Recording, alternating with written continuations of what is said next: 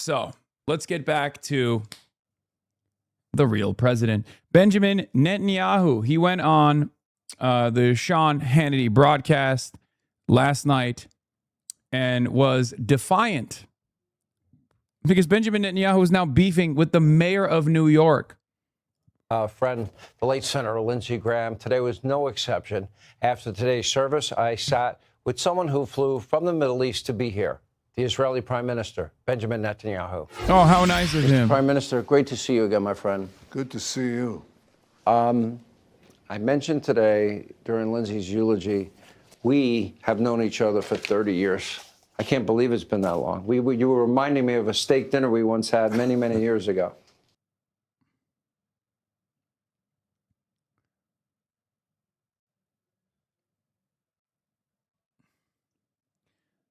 It is not lost on me that this motherfucker will have anybody on but me.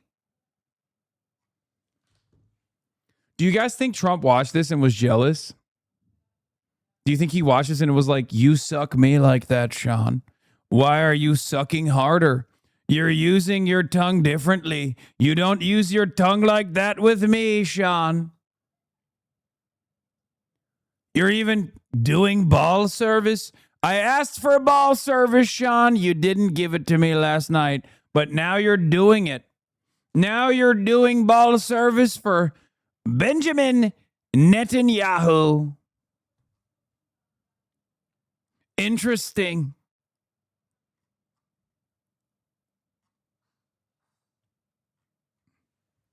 I've said I like it when you get nasty with it, Sean.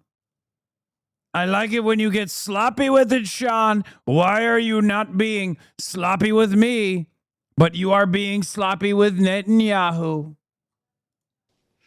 I remember that. And, you know, like good wine, you've improved with age. Oh, my God. Stop flirting. Stop flirting, Sean.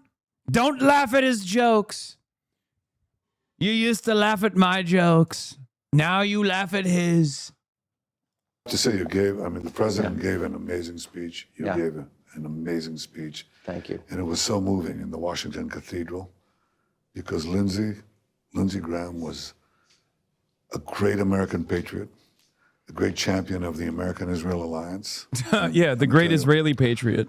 We lost a dear, dear friend. And he was, as you and the president described him, you know, he was just gloriously outrageous.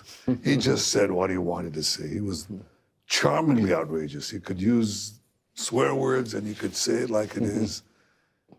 And you loved him. You know, it's amazing. I think I'm accurate in saying this, that Lindsey was President Trump's closest friend in all of Congress. That means the House and the Senate. What? They played golf together. They talked together. They argued together. They had meals together. And they had a very special relationship. What? And it was open and it was honest. You know, the one thing that I said... Pride Month is over, man. Pack it up. Pack it up. This is too much gay sex. I'm sorry. Too much gay sex for the Hasan Piker broadcast. What are we doing? What are we doing? He said Trump's in an open relationship. About Lindsey. Trump's poly. And it's true. He was a staunch supporter of yours, a staunch supporter of Israel, a staunch supporter of the people of Israel. But he knew that evil exists in our time. And he and the president talked a lot about how to confront the evil of this moment. Well, I can tell you that he spoke about it with me many times. And he was absolutely unapologetic and unabashed in supporting the American-Israel alliance because he believed that Israel's security and America's security were intertwined. And you got proof of that when we fought shoulder to shoulder against this murderous regime in Iran that chants death to America, death to Israel. And when we combine our forces and our brave soldiers, you know, nothing can stand in our way. And he believed that. And he just said it like it is. He couldn't care about the winds of fashion. He couldn't care about social media and all these bots that are used to try to, you know, play the American people for fools. He said, you have one real ally in the Middle East and in the world, Israel. It's your fighting ally. It's your model ally. And he just said it. And he couldn't, he just didn't suffer fools. History will judge the military relationship between Israel under Donald Trump, President Trump, and Israel under Prime Minister Netanyahu very favorably. I don't think the world's seen anything like it. And, you met with the president today. Yeah. How'd that meeting go?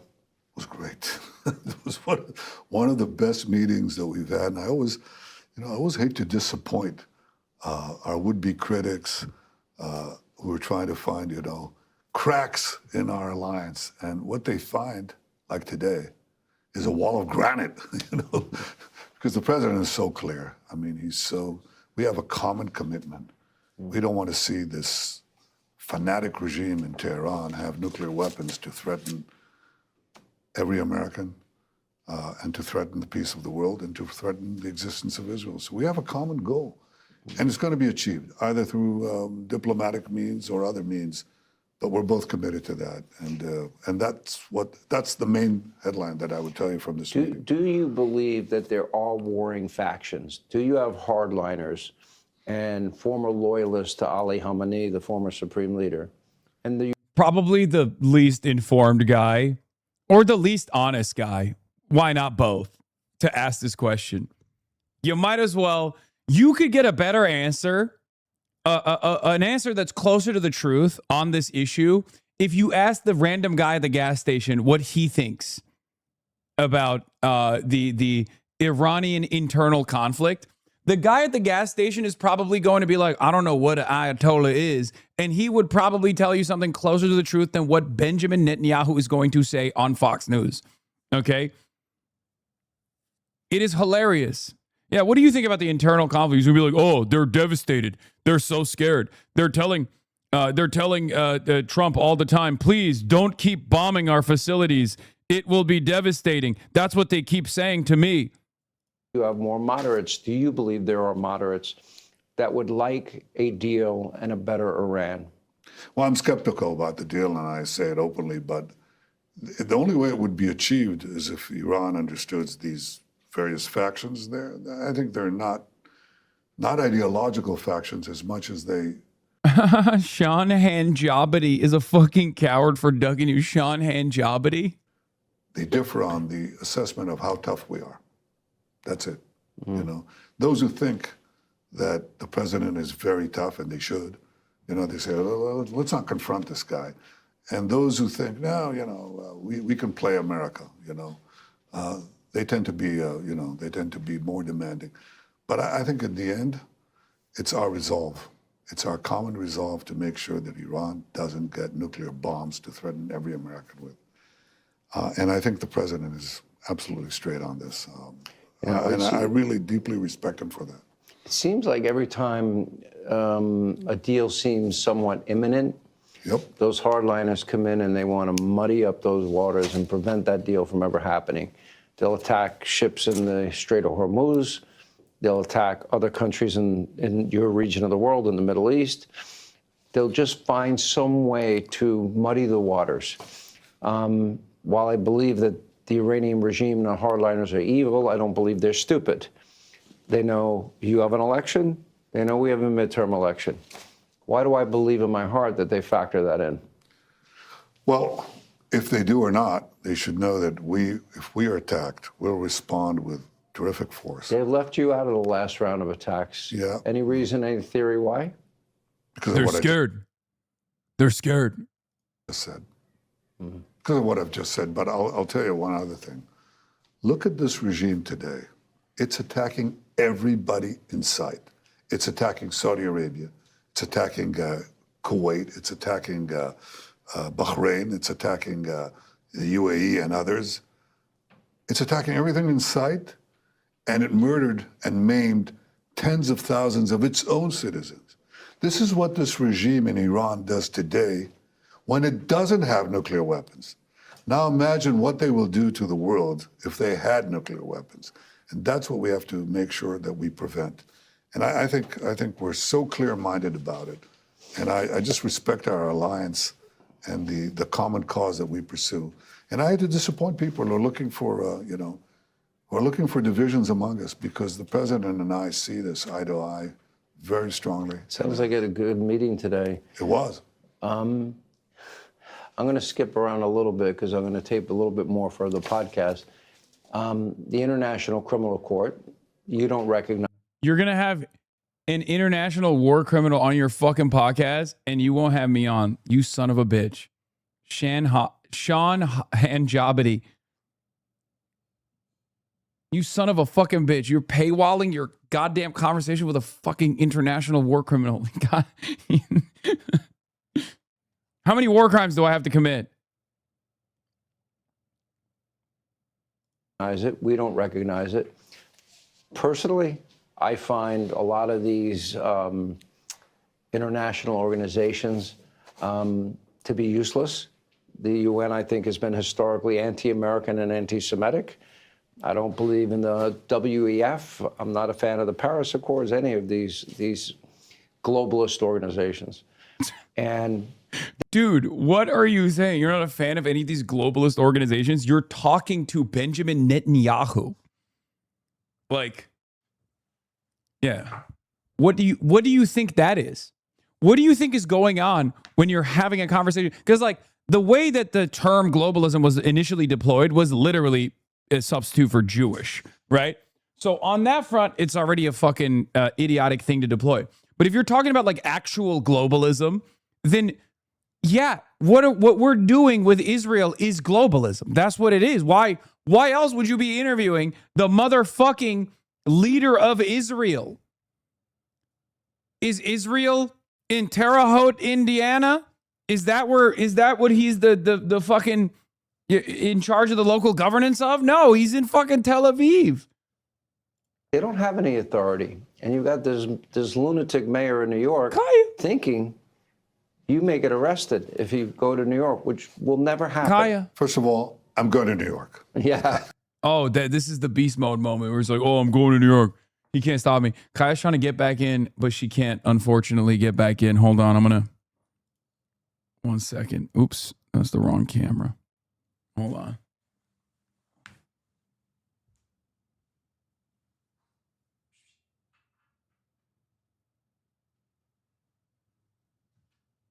Hello?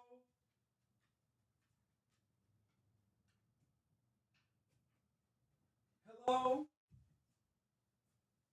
What happened?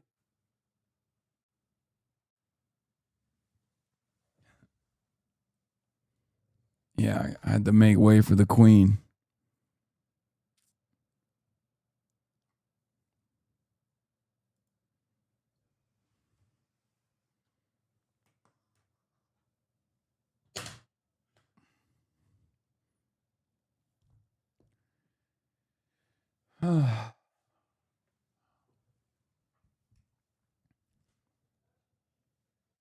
Why don't you let her do coke? What makes you think I don't let her do coke?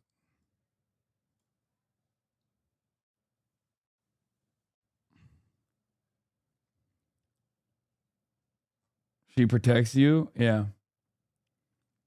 I'd love to see her there when I go to the UN in September. You know, I moved to Florida. Well, you know, you could take. Oh, he's not coming this time. He's going to come in September for the United Nations, he said. Dude, I feel like September is going to be a very different time. Remember, every day that Benjamin Netanyahu is around, every day, every upcoming day, Benjamin Netanyahu's popularity is diminishing. Okay? Every day that goes on, Benjamin Netanyahu becomes less popular. So don't know what he perceives he's going to be able to do in New York. I'll come up. Yes. You've come to Washington, so you can Yes. go there, but I'm definitely going there. I'm going to speak the truth in front of this. You know, there's just hate spewing elected official who's pitting one group of New Yorkers against the others. He's turning them against New York Jews. I mean, what are we in the 19th? It's really funny because Benjamin Netanyahu is objectively less popular amongst all Jews in America, and I suspect certainly New York Jews as well, than Zohran Mamdani is. We've already polled this. We know that Benjamin Netanyahu and AIPAC are far less popular than Zohran Mamdani amongst American Jews. It's so funny. He's like, no, you don't understand. This is really fucked up. He's being anti-Semitic. He's being anti-Semitic. He's being anti-Semitic by coming after me. One of the least popular figures in the world right now. 1930s? What is this? So much hate, so many lies. And the big lie is about the ICC, the International Criminal Court, so-called. That's a corrupt, evil organization. It had a prosecutor who issued arrest warrants against me and our former defense minister as war criminals, supposedly for starvation, starving the people of Gaza. We gave 1 million tons of food for them, but he decided to do that. And we didn't know. Why did he do that? He was going to come to Israel, and he said, we shouldn't rush to judgment. Israel has an independent judiciary. And then, bam, on the day that he's supposed to come, he cancels the visit. We didn't know why. Turns out that a few days before that, his chief of staff said, there's this female member, employee of yours that is going to charge you with sexual assault. And this corrupt prosecutor, his name is Karim Khan, he decided the only way he's going to get out of this is to do, forgive the expression, to do. You know what's really funny about this, by the way? Oh, yemek geldi. You know what's really funny about this? This is an admission that... Peki, niye kötü? Sosları verir misin? Hayır. Niye? Ya saçmalamayın ya. Allah Allah, bir şey yok. Allah Allah. Allah Allah. Tövbe estağfurullah. İnanamıyorum yani. 35 yaşında adamım ya. Okay, so one, as we talked about, the timeline of this, the events do not add up. One, Israel approved of Karim Khan, okay, initially, after they harassed Karim Ben-Suda for years and years and years.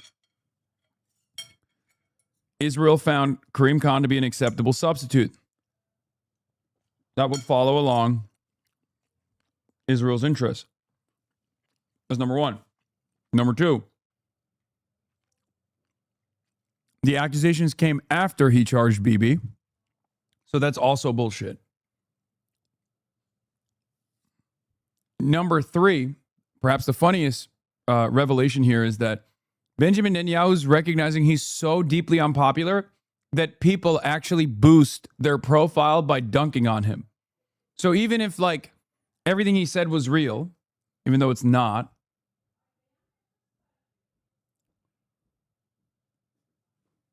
even if what he... Hayır, ben alacağım gelip sen boş ver. Even if what he was saying is real, even though it's not, it's very funny that the admission here is that he is just a deeply unpopular guy. Nobody fucking likes him. That's the admission here. A con job on the international community. Let me bash Israel. Let me cancel my visit, cancel all the good things I said about Israel's judicial capacity, and let's be careful about rushing to judgment. Rush to judgment, accuse the Prime Minister of Israel with war crimes, and that way I'll be protected by the anti-Israel crowd that populates the international court and a lot of these international institutions. Well, guess what happened? Another female employee came out, also charged him with sexual assault, and he's been removed, he's been fired. So he thought, if I issue these charges, I'll be safe. Well, he issued the charges and he's not safe.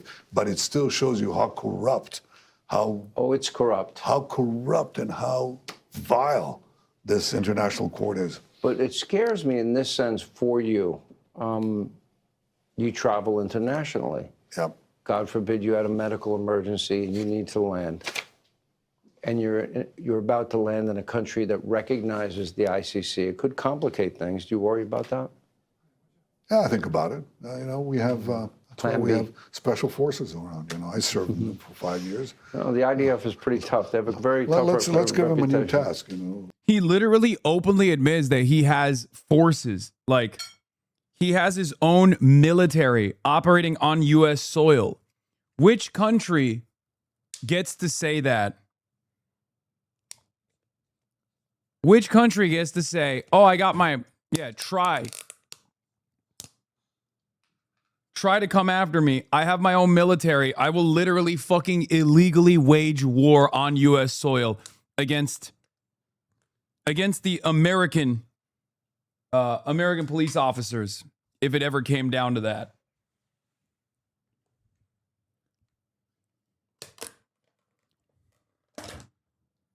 Let me tell you one country who can't do that. Estonia. Okay? Certainly not Estonia. I'll tell you that. Certainly not Lithuania. Doesn't work like that for anybody else.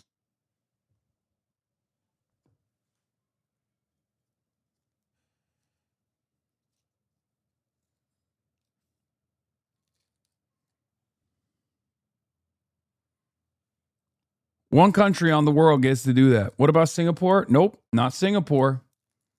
Not the beautiful city-state of Singapore.